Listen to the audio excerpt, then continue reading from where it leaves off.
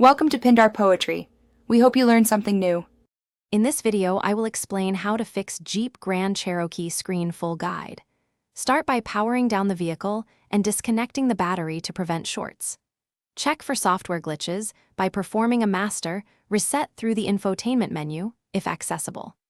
Remove trim carefully to inspect connectors for corrosion or loose pins, and photograph each step to track reassembly.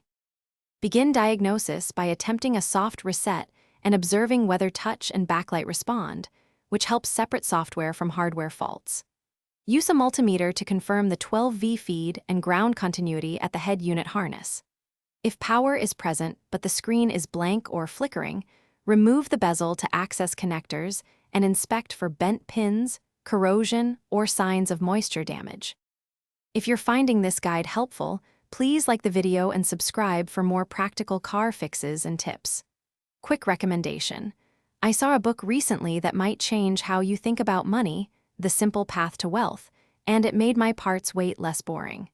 Check the video description for the link and other deals on tools and parts, and now let's get back to the video. For common fixes, replace any damaged ribbon or LVDS cable when the display shows lines or intermittent signal issues, and ensure connectors are fully seated. Reflashing or updating the infotainment firmware can resolve recurring freezes and erratic touch behavior. When the screen glass is cracked or touch input fails despite good power and connections, replacing the touchscreen panel or entire head unit is often the most reliable solution. Thanks for watching. Consider subscribing if we helped you.